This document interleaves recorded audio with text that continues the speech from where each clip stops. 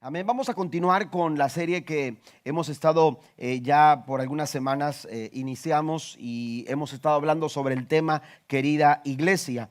Hemos tomado los siete mensajes enviados de parte de Jesús a las 7 iglesias del Asia Menor. Las hemos tomado para hablar a través de estos mensajes, hablar a nuestra iglesia, hablar a la iglesia en general. Hoy vamos a hablar sobre el tema, querida iglesia, no comprometas la verdad. Cada uno de estos mensajes tiene un propósito y estaba dirigido específicamente a una iglesia en la región del Asia Menor, lo que ahora es Turquía. Las 7 iglesias estaban distribuidas en diferentes ciudades. Estas iglesias recibieron un mensaje, según en el libro de Apocalipsis, le encontramos en el capítulo 2 y en el capítulo número 3. Hablábamos la primera semana sobre el mensaje a la iglesia en Éfeso. Este mensaje leía de esta forma: querida iglesia, vuelve. Amén. Una iglesia que había perdido su primer amor. Jesús le llama, Jesús le habla para que la iglesia pueda volver a su primer amor. El segundo mensaje que compartíamos la semana pasada precisamente estaba basado en el mensaje que se le fue enviado a la iglesia en Esmirna, ¿verdad? Esmirna, que esta semana pasada, si ustedes vieron las noticias, la ciudad de Esmirna fue sacudida por un terremoto bastante fuerte. Bueno, esa ciudad también a esa ciudad, en esa ciudad había una iglesia y a esa iglesia se le envió el segundo mensaje y lo titulamos querida iglesia. Decíamos a la iglesia de Esmirna. También a esa iglesia se le envió un mensaje de ánimo para seguir adelante. Querida iglesia, sigue adelante, amén. Y ahora vamos a hablar sobre el tema a la tercera iglesia que dice: querida iglesia, no comprometas la verdad. Quiero que vaya conmigo, por favor. En sus notas tenemos la mayoría de los textos. Estas notas usted las puede recibir en papel. Si no quiere recibirla en papel, puede ir a la página de internet y ahí bajar también las notas que estaremos utilizando para compartir el tema de esta mañana. Querida iglesia, no comprometas la verdad. Versículos 12 al 17 del capítulo 2 de Apocalipsis, la Nueva Traducción Viviente, dice: escribe esta carta al ángel de la iglesia de Pérgamo. Este es el mensaje de aquel que tiene la espada aguda de doble filo. Yo sé que vives en la ciudad donde Satanás tiene su trono. Sin embargo, has permanecido leal a mi nombre. Te rehusaste a negarme, aun cuando mi fiel testigo Antipas murió como mártir en medio de ustedes, allí en la ciudad de Satanás. Pero tengo unas cuantas quejas en tu contra.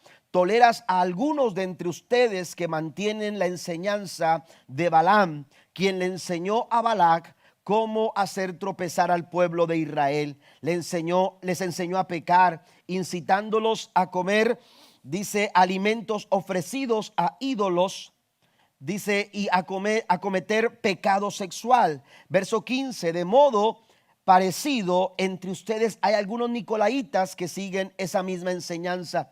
Arrepiéntete de tu pecado, o de lo contrario vendré a ti de repente y pelearé contra ellos con la espada de mi boca. Todo el que tenga oídos para oír debe escuchar al Espíritu y entender lo que él dice a las iglesias. A todos los que salgan vencedores les daré del maná que ha sido escondido en el cielo, y le daré a cada uno una piedra blanca, y en la piedra estará grabado un nombre nuevo que nadie comprende aparte de aquel que lo recibe. Estas palabras, este mensaje, este sermón, esta carta estaba dirigida a una iglesia que se había fundado, que se estaba desarrollando en una ciudad que conocemos como la ciudad de Pérgamo. Esta ciudad era una ciudad muy importante. De hecho, era la ciudad más importante en cuanto a nivel administrativo, porque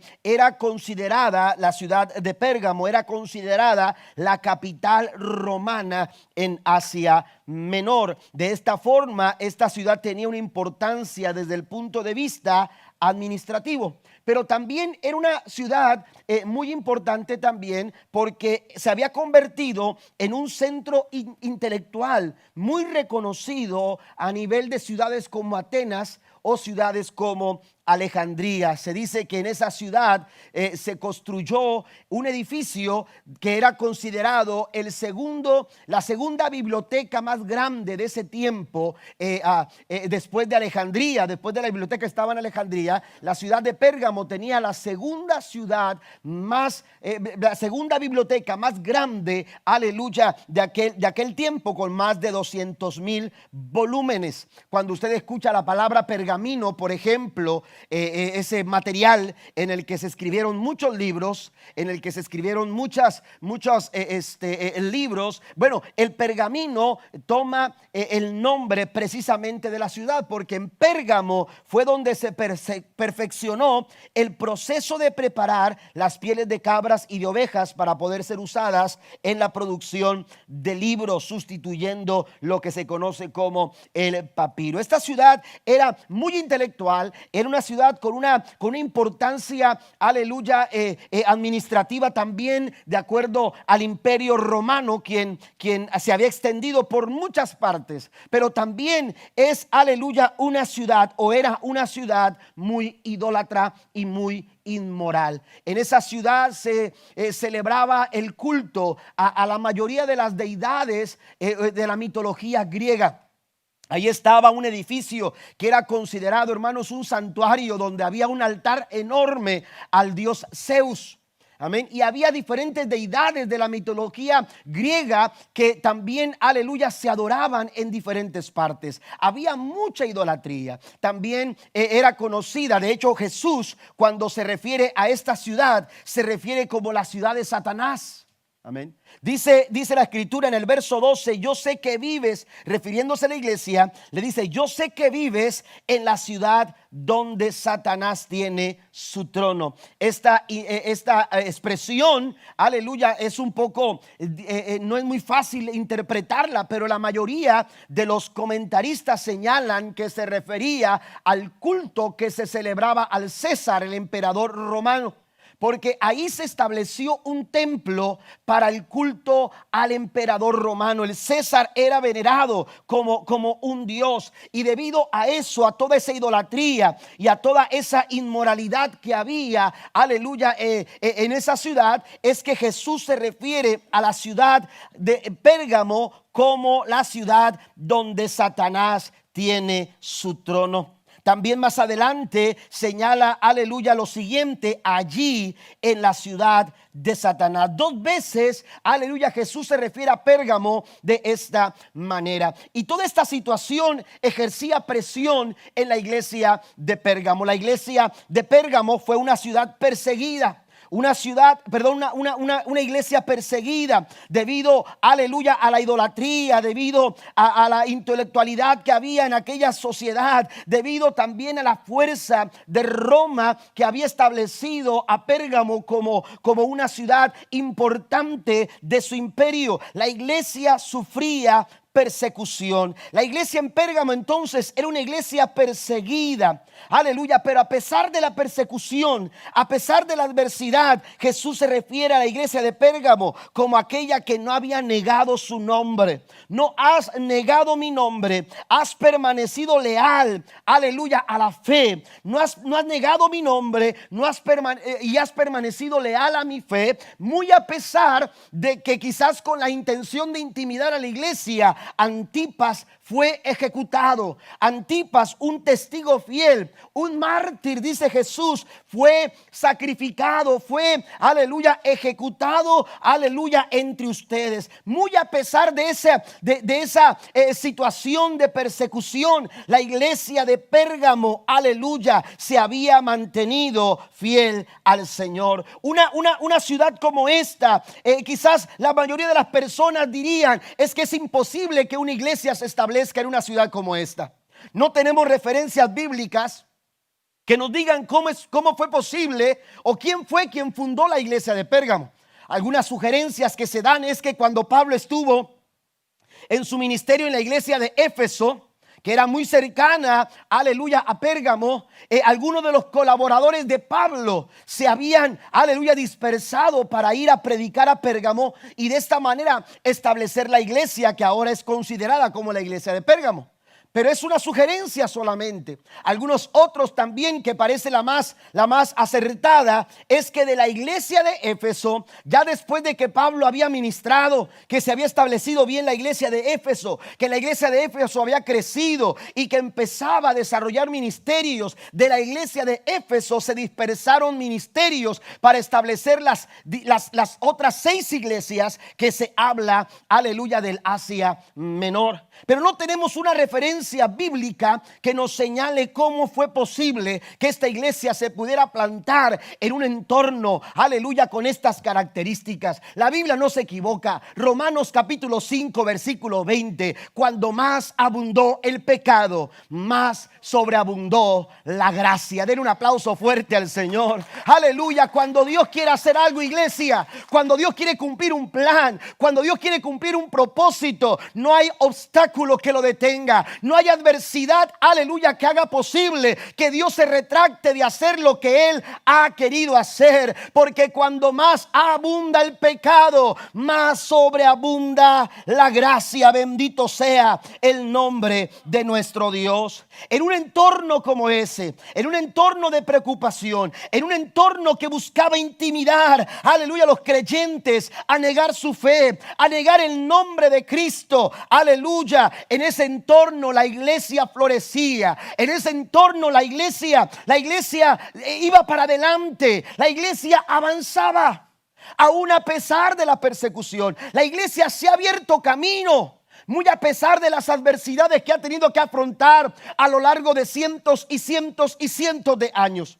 Jesús dijo: sobre esta roca edificaré mi iglesia. Y Él declaró: las puertas del infierno, no importa que en esa ciudad esté el trono de Satanás, las puertas del infierno no prevalecerán en contra de ella. Contra todos los pronósticos, la iglesia en Pérgamo avanzaba. Aleluya, la iglesia ha sufrido persecución y se ha abierto camino para poder avanzar, muy a pesar de las diferentes persecuciones en las diferentes épocas. Hoy en día hay una estadística diferente a la que nos venden en la televisión. Las noticias no hablan de esto. Pero aleluya, según datos del Vaticano, la iglesia, aleluya, cristiana es el grupo más perseguido en el mundo. Esto no lo hablan los gobiernos, esto no lo hablan las noticias. No son esos grupos pequeños, aleluya, que cierran calles, que ondean banderas, aleluya, los más perseguidos. La iglesia cristiana en nuestros días, aleluya, está siendo perseguida. Y muchas de esas persecuciones, hermanos, están avaladas por el propio gobierno. Están respaldadas por el propio gobierno. Países como China, países como Irán, países, aleluya, como Vietnam y muchos otros, aleluya, están persiguiendo, aleluya, a los cristianos, a los grupos cristianos. Pero la iglesia, muy a pesar de la persecución, la iglesia sigue adelante. ¿Cuántos alaban a Dios? La iglesia avanza. La iglesia se abre camino, aleluya, y la pregunta es, aleluya, ¿cómo se puede vivir rodeado de tanta, aleluya, presión sin comprometer la verdad? La respuesta nos la da el apóstol Pablo en Romanos capítulo 12, versículo 2. Y quiero mencionar 3 cosas, 3 aspectos que nos van a ayudar, aleluya, a no comprometer la verdad, muy a pesar de las presiones que nosotros podamos enfrentar. El primer aspecto es: renuncie a la conformidad con el mundo. Tenemos que renunciar a conformarnos a las ideas, al pensamiento, a los estilos, a las conductas, al sistema de valores de este mundo. La Biblia nos dice en Romanos capítulo 12, versículo 2: no se amolden al mundo actual, sino sean transformados mediante la renovación de su mente. Así podrán comprobar cuál es la voluntad de Dios, buena, agradable y perfecta. Aquí Pablo nos da tres aspectos que nos van a ayudar a no comprometer la verdad, muy a pesar del entorno complicado, depresión, aleluya, que a veces como iglesia nosotros enfrentamos. Ahora mismo la iglesia, aleluya, está recibiendo presión porque hay una sociedad que busca que la iglesia cambie sus posturas, cambie su forma de pensar, cambie su forma, aleluya, aún lo que tiene que ver con nuestro culto. La iglesia, aleluya, está recibiendo presión. Sin embargo, Dios dice, querida iglesia, no comprometas la verdad. Aleluya, tenemos que recibir este mensaje y actuar de acuerdo a lo que Dios espera. Responder de acuerdo a lo que Dios espera de nosotros como iglesia en este tiempo. Lo primero que tenemos que hacer es renunciar a cualquier tipo de conformidad, aleluya, con el mundo. La Biblia nos dice en Juan capítulo 15, versículo 19, si pertenecieran al mundo, el mundo los amaría como a uno de los suyos, pero ustedes ya no forman parte del mundo. Yo los elegí para que salieran del mundo, por eso el mundo los odia. Por eso el mundo los aborrece, dice otra versión. Es interesante que por ejemplo, yo creo que la gran mayoría de los que estamos aquí nos gusta el pescado. Amén. Y cuando te lo ponen así enfrente, hermano Juan, como aquel que me invitó, ya hace rato de eso, así que. Pero imagínese un pescadito fritito, ¿verdad? Y con su limoncito y todos los ¿cómo se llaman los acompañamientos, ¿verdad? Al lado, así, pero el plato así, con el pescado, cuán largo es, ¿verdad?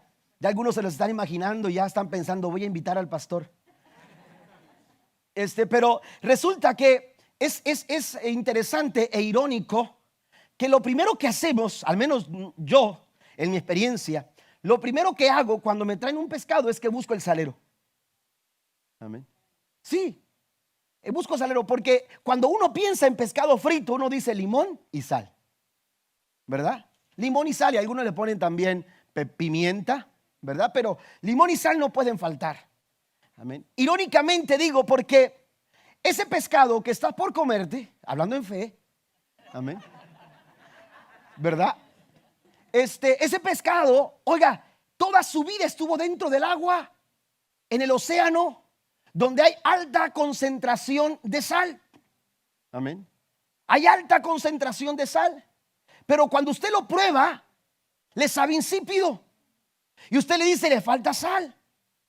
Le falta sal. Y usted entonces tiene que ponerle sal y lo acompaña con limón y ya la salsa al gusto, ¿verdad? Pero resulta que un pez que estuvo toda su vida antes de ser pescado dentro del mar con grandes concentraciones de sal, hermano, su cuerpo, su carne, amén, aleluya, ya se me está.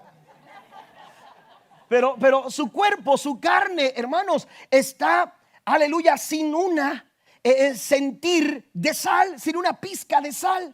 ¿Cómo es posible eso? Mire, Dios nos está llamando a nosotros, su iglesia, aleluya, a tener un sabor diferente a la presión del mundo, al sistema del mundo, a los valores del mundo. La iglesia no porque esté en el mundo tiene que saber a cómo sabe el mundo. ¿Está conmigo? La iglesia, aun cuando está en el mundo, aleluya, no tiene por qué saber cómo sabe el mundo. La iglesia tiene que tener un sabor distinto. La iglesia tiene que tener un sabor diferente. La iglesia tiene que saber distinto. Para el mundo somos insípidos quizás. Para el mundo, aleluya, quizás nuestro sabor como que no está, aleluya, con lo que ellos esperaban. Pero es que la iglesia, aun cuando está en el mundo, no le pertenece al mundo. La iglesia, aleluya, le pertenece al Dios que dio su vida en la cruz del Calvario, que la compró a precio de sangre. Jesús sigue diciendo en el capítulo 17 de San Juan: yo les he dado tu palabra, verso 14, y el mundo los aborreció porque no son del mundo, como tampoco yo soy del mundo. No ruego que los quites del mundo, sino que los guardes del mal. No son del mundo, como tampoco yo soy del mundo. La iglesia de Pérgamo continuamente era desafiada en su compromiso con la verdad, en su compromiso con su fe. rodeada de una sociedad volcada a la idolatría, a la inmoralidad, la iglesia de Pérgamo debía mantener su fe y sus convicciones. En ese entorno, aleluya, en ese entorno esta iglesia avanzaba. En ese entorno esta iglesia se movilizaba hacia adelante. Hoy vivimos en una sociedad en donde el pecado se ha vuelto tan común y algo tan normal que se practica con tanta libertad. Lo que antes, aleluya, se miraban en ciertas horas, hablando de la televisión, lo que antes era permitido solamente transmitirse a ciertas horas, hoy se mira a cualquier hora. Lo que antes se decía a ciertas horas, aleluya, hoy se dice a cualquier hora en la televisión. Y nuestros niños lo están escuchando y nuestros niños lo están viendo. ¿Por qué? Porque hoy este tipo de conductas son normales en el mundo, en nuestra sociedad. Aleluya, no solo eso, sino que se están legislando leyes que promueven los malos valores en pro de los derechos humanos. Leyes que envueltas en la bandera de la tolerancia se busca degradar el concepto de familia y de matrimonio. Por eso cuando Pablo dice, si no quieres comprometer tu fe, la verdad que has recibido de parte de Dios, tú necesitas renunciar a cualquier tipo de confort. No te puedes conformar al mundo. No te puedes amoldar al mundo. La Biblia dice en Romanos 12:2, la Reina Valera del 60 dice, no os conforméis a este siglo. Cuando Pablo habla o hace alusión a este siglo, lo hace entendiendo la época, el tiempo, los sistemas y valores del mundo en el que vivimos. Dichos valores no concuerdan con lo que Dios espera de la iglesia. Estos valores del mundo, ese sistema de valores del mundo quiere socavar tu fe. Quiere socavar nuestras convicciones, porque el mundo y sus costumbres están dominados por Satanás. Eso fue lo que dijo Cristo. La iglesia de Pérgamo, tú que vives, aleluya, donde está el trono de Satanás. La iglesia de Pérgamo vivía en ese entorno. Mire lo que dice la Biblia en 2 Corintios capítulo 4 versículo 4. La Nueva Traducción Viviente dice, Satanás, quien es el Dios de este mundo, ha cegado la mente de los que no creen. Son incapaces de ver la gloriosa luz de la buena noticia. No entienden este mensaje acerca de la gloria de Cristo, quien es la imagen exacta de Dios. Este mundo, al vivir de la manera que vive, le ha dado dominio a Satanás. Y dice Pablo, no te conformes. No te puedes conformar a las exigencias del mundo. A los ideales del mundo, a los valores del mundo. El mundo, la sociedad en la que vivimos quiere que se reescriba, aleluya, la palabra, la Biblia. Quieren que se revise, aleluya, lo que la Biblia enseña. Aleluya, en muchos lugares se ha tratado de censurar el mensaje que se predica los domingos, aleluya. Mire, hubo una propuesta de ley en el que se trataba en una de las ciudades de Texas, donde se trataba de que todos los pastores enviaran, antes de predicar su mensaje, lo enviaran a la oficina, aleluya, de la ciudad para ser revisados, a ver si no había palabras que tenían que cambiar. ¿Por qué? Porque, aleluya, el mundo quisiera, aleluya, este tipo de situaciones. ¿Por qué? Porque es un sistema de valores distinto al que nosotros recibimos por medio de la palabra. Pero la Biblia dice que el sistema de este mundo va a colapsar, el sistema de este mundo se va a acabar, este mundo pasa y sus deseos, pero el que hace la voluntad del Señor, ese permanece para siempre. Cielo y tierra pasarán, dice su palabra, no pasará. La palabra de Dios sigue vigente. La palabra del Señor sigue vigente. Muy a pesar de las épocas y de las adversidades. Dice, no te conformes. La palabra o el verbo no conformarse significa ser formado como. Cuando tú te conformas, estás siendo formado como. Aleluya, ser conformado a, ser moldeado por, o amoldar o adaptar una cosa a otra. Por eso el llamado de Pablo a la iglesia es, no se conformen. Pablo sabía, aleluya, los peligros, los peligros de conformarse a los lineamientos de este mundo. De hecho, Pablo nos da un ejemplo en 2 Timoteo capítulo 2 versículo 4. Dice: pues Demas, por amor a este mundo, me abandonó y se ha ido.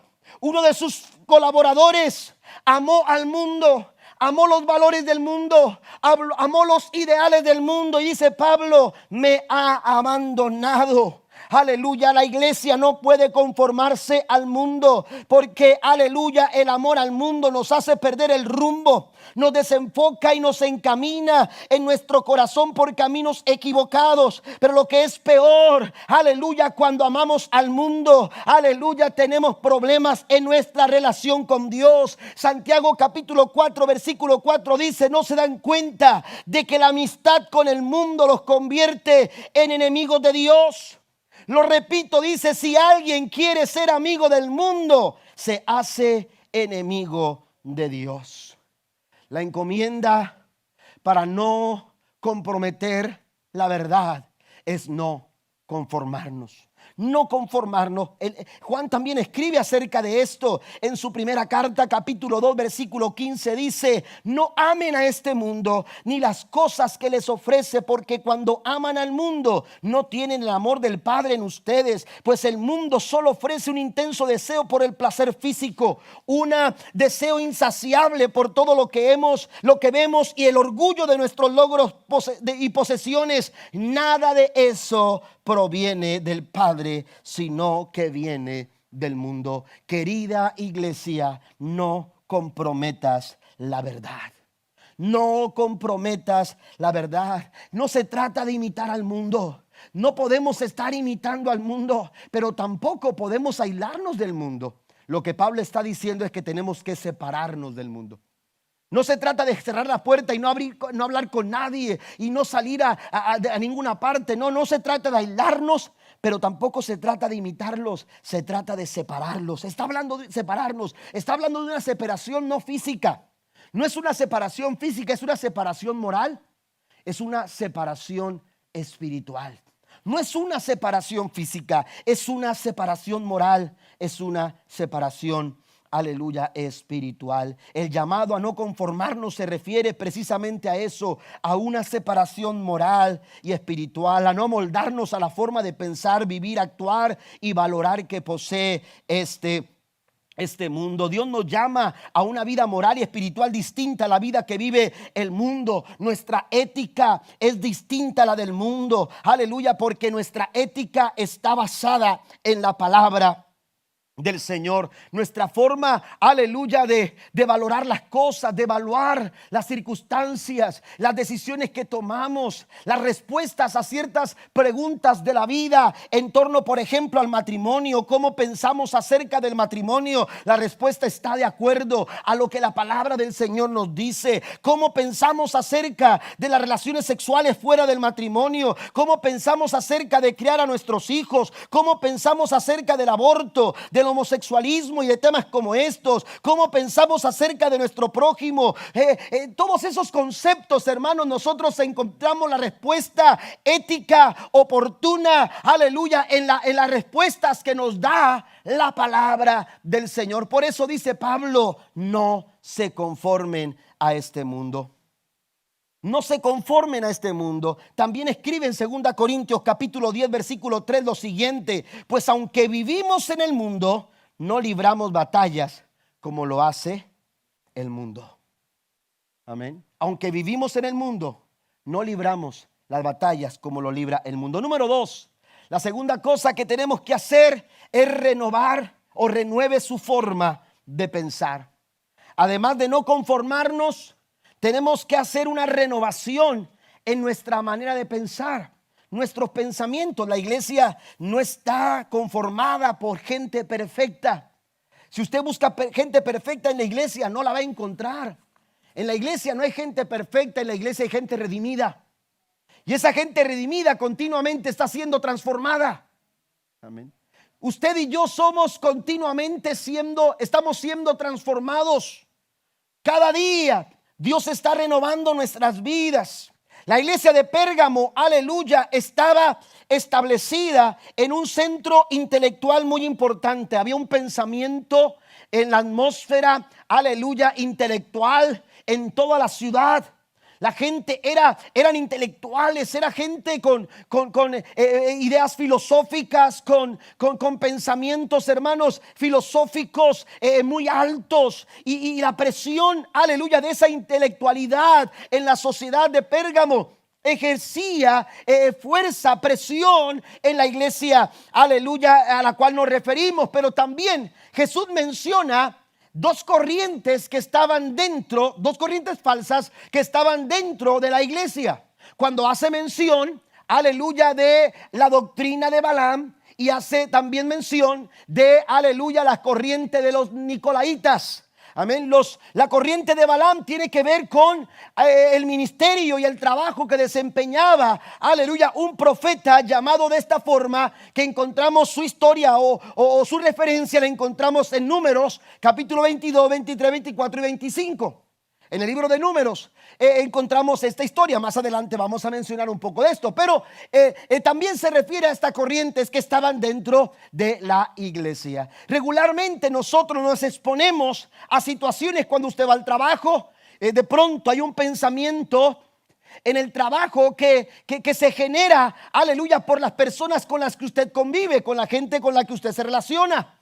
Amén. Hay ideas que de pronto llegan a nuestra mente y quieren tomar lugar en nuestros pensamientos. El problema no son los pensamientos que llegan, el problema son los pensamientos que se quedan. Ese es el verdadero problema. Cuando nosotros permitimos que esos pensamientos tomen lugar en nuestra mente. Mire, por ejemplo, la muerte de Antipas pudo haber generado pensamientos en el corazón de la iglesia, pensamientos de temor, pensamientos de preocupación, pensamientos de dudas, de ansiedad. Pudieron haber estado manejando ese tipo de pensamiento. Por eso la Biblia, al entender que como seres humanos estamos expuestos a diferentes corrientes, aleluya, de pensamientos en el mundo, es que nuestra mente se tiene que estar renovando. Es que nuestros pensamientos necesitan estar siendo transformados, porque en esa renovación, hermano, aleluya, el Señor está haciendo su obra y está trabajando en nosotros y está dirigiendo nuestras vidas y está encaminando nuestros corazones a lo que es verdadero, a lo que realmente vale la pena. Es importante que nosotros entonces seamos renovados en nuestra manera de pensar, en nuestra manera, aleluya, de pensar. Vuelvo a repetirlo, el problema no son los pensamientos que vienen, sino los pensamientos que se quedan, aleluya, los que le dan forma a una acción. El campo de batalla, aleluya, diario, con luchas reales, con luchas constantes, es en nuestra mente. El diablo opera enviando pensamientos que no son de provecho, aleluya, porque él quiere hacernos tropezar. Esto es lo que estaba sucediendo con la corriente de la doctrina de Balaam. La doctrina de Balaam intentaba, aleluya, hacer tropezar a la iglesia. Por eso Jesús le dice, aleluya, tengo algunas quejas contra ti. Tienen entre ustedes y están tolerando. Escuche la palabra que utiliza la Nueva Traducción Viviente. Ustedes toleran. Ustedes toleran. Tenemos que tener cuidado con este tema de la tolerancia. Amén. Porque con la bandera de la tolerancia, hermanos, podemos estar cayendo y podemos estar comprometiendo la verdad. Porque recuerde que lo que se tolera ahora se permite mañana. Lo que usted tolera hoy, usted lo va a permitir mañana. Y por eso Jesús les dice a esta iglesia, veo buenas cosas en ti, pero tengo algunas cuantas quejas en tu contra.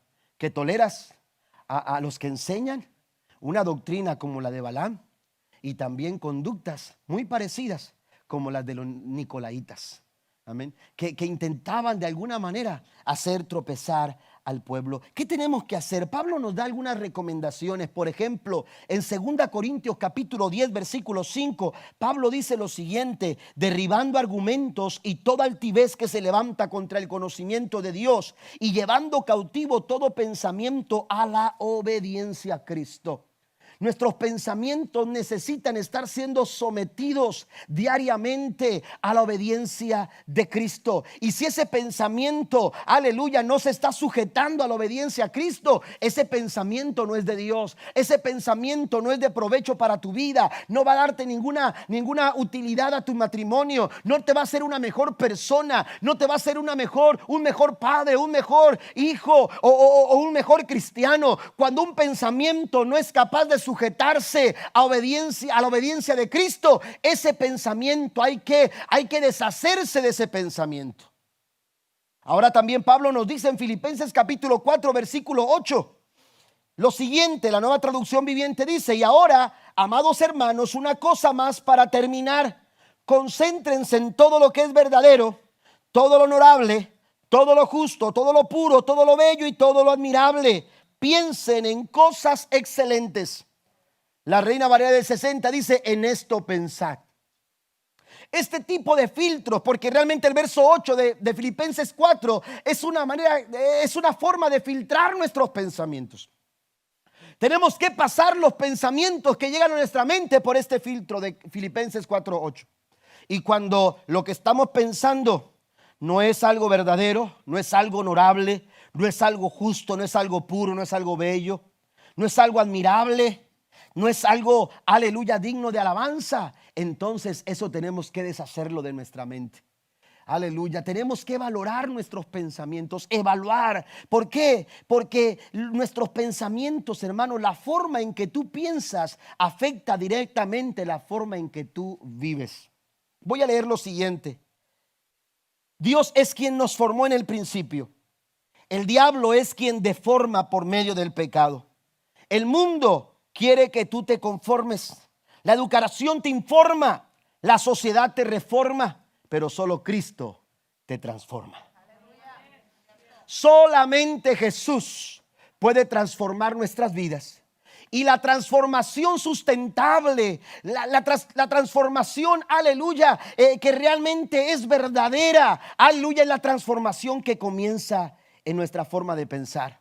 No se trata de un listado donde se me diga qué son las cosas buenas que tengo que hacer y las cosas malas que no tengo que hacer. Usted puede hacer un listado de lo bueno y de lo malo, pero usted necesita un cambio sustancial, y ese cambio sucede cuando usted cambia su forma de pensar. Cambie su forma de pensar. Si queremos realmente ser transformados, necesitamos un cambio en nuestra manera de pensar. Quizás usted ha ido al médico porque ha tenido problemas con la presión, con el azúcar, con algunos niveles en su cuerpo, y el doctor le dice es que su alimentación es muy importante. Y le digo, porque a mí también me lo han dicho, porque somos lo que comemos. ¿Verdad que sí? Te dice el doctor, es que nosotros somos lo que comemos. Por eso es importante cuidar lo que comes. Bueno, si tomamos esa idea y la aplicamos en esta mañana, diríamos que nosotros somos lo que pensamos. Tú eres lo que tú piensas. Esos pensamientos que tú generas en tu vida determinan, aleluya, la forma en que tú vas a vivir. Los pensamientos son un poder invisible muy fuerte que controla tu manera de vivir, tus decisiones, tus prioridades, la forma en la que defines lo que es bueno y lo que es malo, la gente con la que te relacionas y cómo te relacionas con ellos, los valores que adoptas, etcétera. Muchas cosas como esas, hermanos, están determinadas por la forma en que tú piensas. Por la forma en que tú piensas. Por eso la Biblia nos dice en Proverbios capítulo 23 versículo 7, porque cuál es su pensamiento es su corazón. Perdón, en su corazón tal es él. Porque cuál es su pensamiento en su corazón, tal es él. Si el mundo controla nuestra manera de pensar, usted se va a conformar. Pero si es Dios quien controla su pensamiento, usted se va a transformar. Usted va a ser transformado. Cambia, renueva tu manera de pensar. ¿Cómo podemos renovar nuestra mente? El Salmo 119, versículo 9 nos dice: ¿cómo puede el joven llevar una vida íntegra? Viviendo conforme a tu palabra. Permita que la palabra penetre sus pensamientos, su mente. Amén. Y que esa palabra, aleluya, cause efecto en nuestra manera de pensar. Y cuando lo permitimos, esa palabra va a ayudarnos a vivir como Dios espera que nosotros lo hagamos. Y por último, número 3, la tercera aspecto que Pablo menciona en Romanos 12 tiene que ver, aleluya, con la voluntad de Dios. Así podrán comprobar cuál es la voluntad de Dios, buena, agradable y perfecta. Camine de acuerdo a la voluntad de Dios. Ese es el tercer aspecto para no comprometer la verdad. El apóstol Pablo nos invita a caminar alineados a la voluntad del Señor.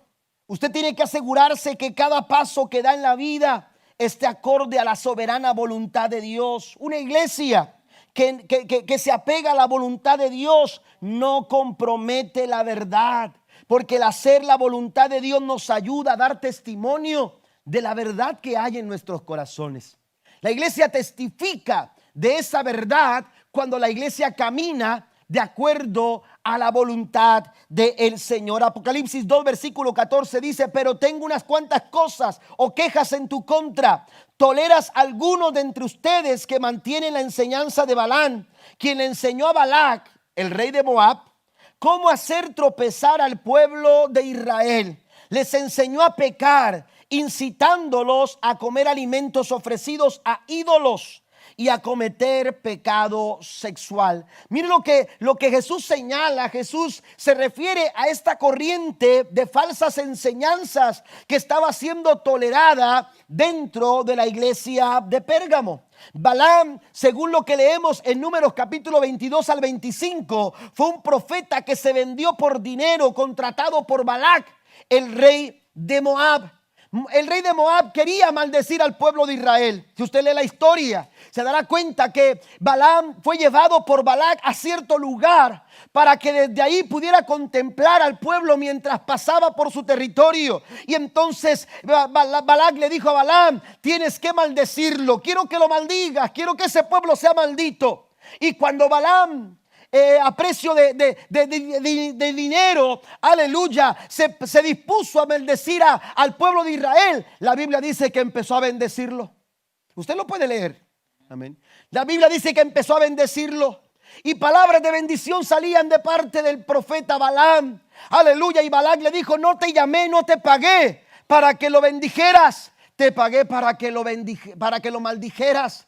Y Balaam le respondió: es que hay un problema. Y varias veces lo trató de hacer, pero dice: es que hay un problema. Yo no puedo maldecir a un pueblo que Dios ha llamado para ser bendecido. Denle un aplauso fuerte al Señor.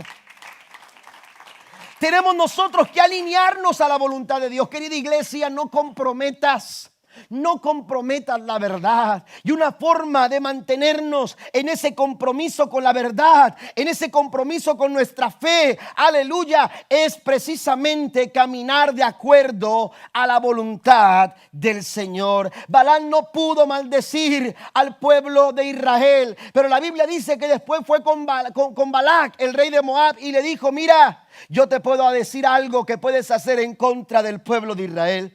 Le puedes poner tropiezo. Y entonces maquinó una idea para hacer tropezar. Cuando hablamos de hacer tropezar, hermanos, hablamos de una de las acciones que el diablo continuamente está tratando de hacer con la iglesia del Señor. El diablo siempre está buscando poner tropiezo a tu vida, poner tropiezo a tu matrimonio, poner tropiezo a tu familia, poner tropiezo a tus hijos, poner tropiezo a la iglesia. El enemigo quiere desviarnos del plan. El enemigo quiere desviarnos del propósito. Lo quiso hacer con Jesús. La Biblia dice que lo llevó a un lugar muy alto, lo llevó aleluya, para tentarlo, aleluya, y le dijo: lánzate. La Biblia dice, acuérdate lo que dice las escrituras, a sus ángeles enviará cerca de ti. Oiga, y lo tentó una y lo tentó otra vez y lo tentó otra vez. ¿Por qué? Porque quería desviarlo del propósito. Cuando tú te alejas de la voluntad de Dios, te estás alejando del propósito que Dios tiene para tu vida y para los tuyos. Dios tiene un propósito para su iglesia en tiempos como los que estamos viviendo, en tiempos como los que estamos experimentando. Pero para poder alcanzar ese plan y ese propósito, necesitamos estar perfectamente alineados con la voluntad del Señor. La doctrina de Balaam, aleluya, era una corriente, aleluya, de enseñanzas falsas que buscaban de alguna manera, aleluya, poner tropiezo a la iglesia. Por eso Jesús les dice: tengo esta queja contra ustedes. Los nicolaitas, hermanos, habían confundido o promovían el libertinaje como libertad. Amén. Y entonces, ¿qué había? Había inmoralidades, había pecados sexuales. Y esto fue lo que pasó en tiempos de Balaam con el pueblo de Israel. Las hijas de Moab, aleluya, las jóvenes de Moab hicieron tropezar a los israelitas, desviándolos del plan y del propósito que Dios tenía para ellos.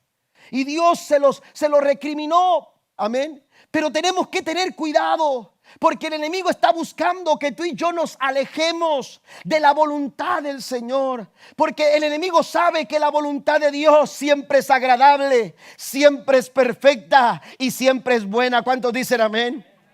No hay mejor lugar en el que usted y yo podamos caminar, en el cual nosotros llevar a nuestra familia, que dentro de la voluntad del Señor. No quiere decir que las cosas van a estar, aleluya, no vas a tener pruebas, no vas a tener luchas, no, vas a pasar por dificultades quizás, pero recuerda que Dios estará a tu lado para cumplir su plan y su propósito en tu vida. Den un aplauso fuerte al Señor. Pedro se refirió a esto diciendo en su segunda carta, capítulo 2, verso 15: se apartaron del buen camino y siguieron los pasos de Balaam. Aquellos falsos maestros trataban de hacer tropezar a la iglesia. Y hoy en día Satanás está buscando formas y maneras para poder también hacer tropezar a la iglesia del Señor. Dios está llamando a una iglesia que sepa renunciar a su propia voluntad para cumplir la voluntad del Señor. Jesús nos dio ejemplo.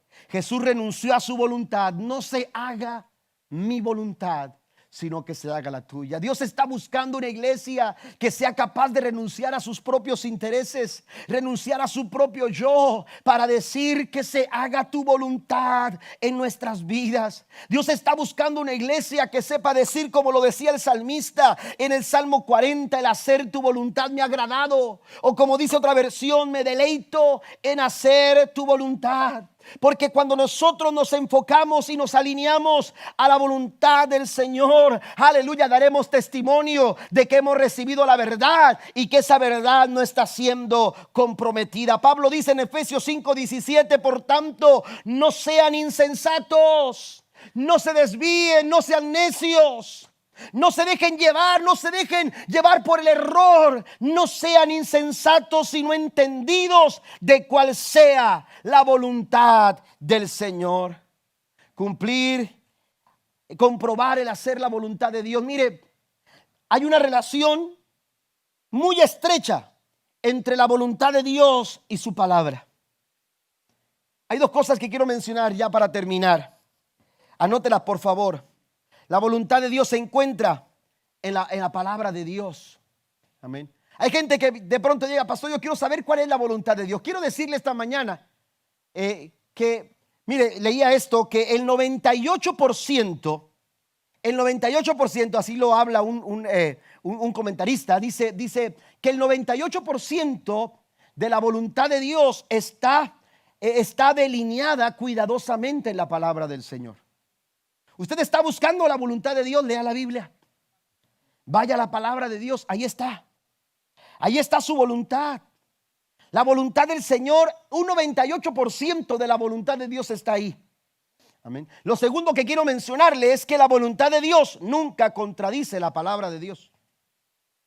Hay gente que dice: pastor, es que Dios me dijo esto, y a veces tengo que decirle: bueno, pero es que la Biblia dice otra cosa. La voluntad de Dios para tu vida nunca va a contradecir, nunca va a ir en contra de lo que Dios ha dicho en su palabra. Dios nunca se contradice. Amén. Dios nunca se contradice. Una ocasión se acercó una persona y me dijo: pastor, quiero decirle que Dios me está llamando al ministerio. Le dije: qué bien, ¿cómo? Explíqueme eso. Y entonces platicamos y todo, y luego me dijo: pero Dios me dice que vaya a predicar a ciertas partes, y me ha dicho que tengo que dejar a mi esposa y a mi niña, que apenas tenía cerca de 2 años.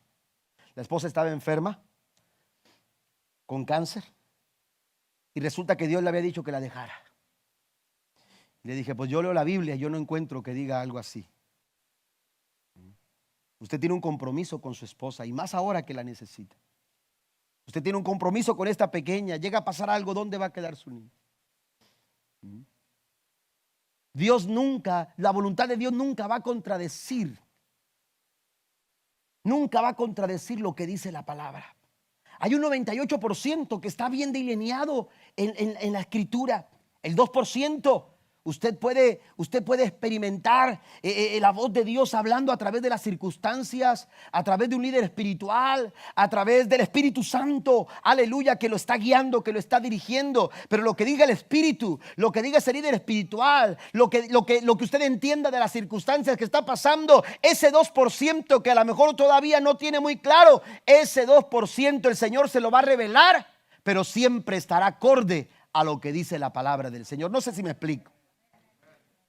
Pero la voluntad del Señor está estrechamente relacionada con la palabra del Señor. Por eso dice Jesús en Mateo capítulo 22. Pasen los músicos, por favor. Mateo capítulo 22, versículo número 29. Jesús dijo: el error de ustedes es que no conocen las Escrituras.